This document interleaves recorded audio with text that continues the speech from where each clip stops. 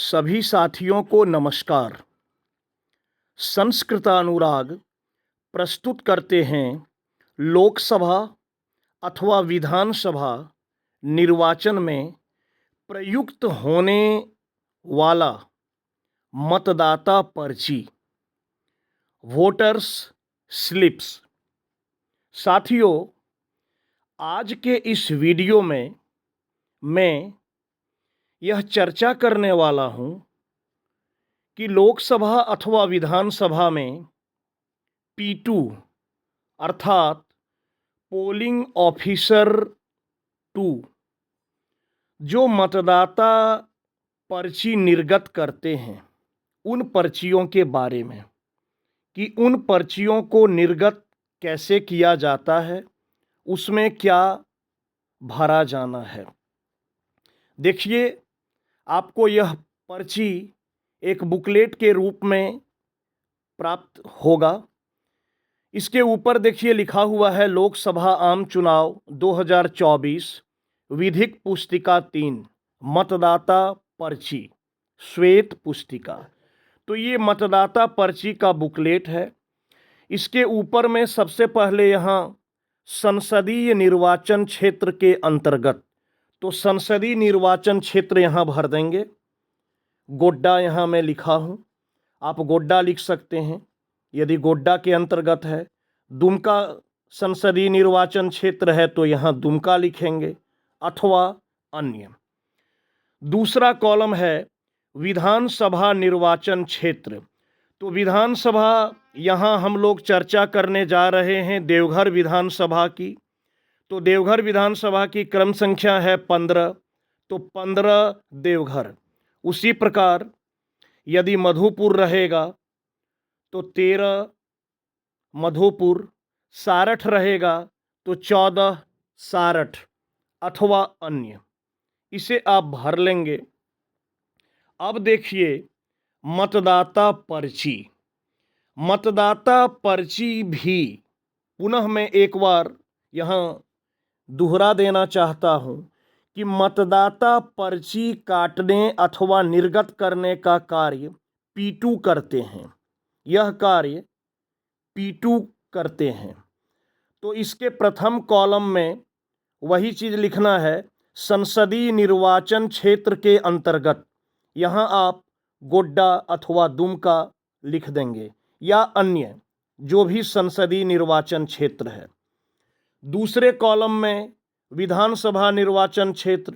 तो विधानसभा जैसा मैंने बताया, यदि मधुपुर विधानसभा है तो 13 मधुपुर, सारठ है तो 14 सारठ, और यदि देवघर है तो 15 देवघर अथवा अन्य।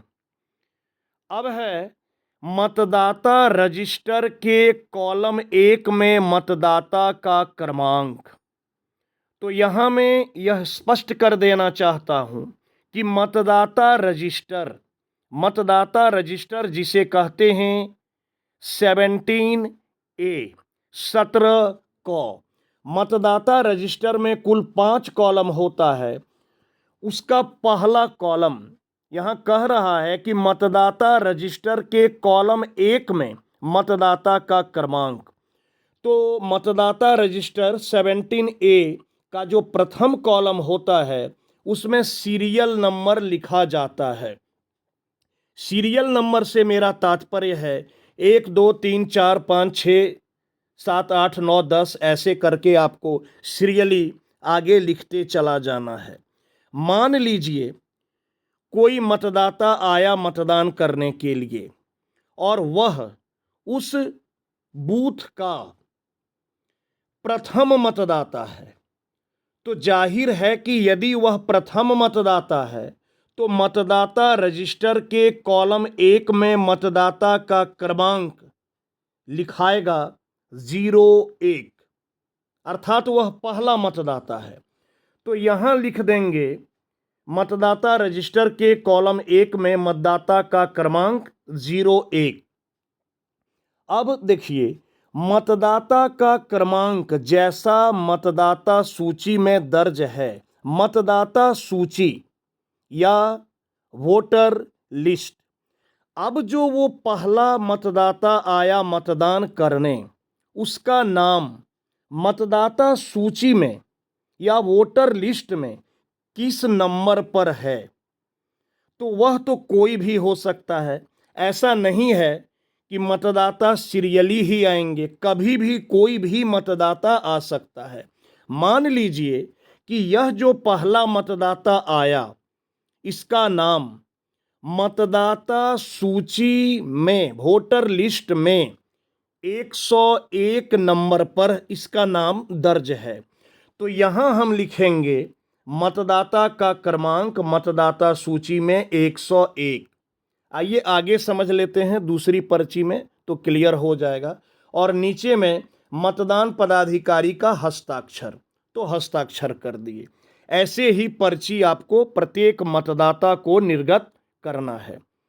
यहाँ एक बात और बता दूं, आप यदि चाहें तो संसदीय निर्वाचन क्षेत्र, विधानसभा निर्वाचन क्षेत्र, ये सब पहले से भी पर्ची में भरकर रख सकते हैं।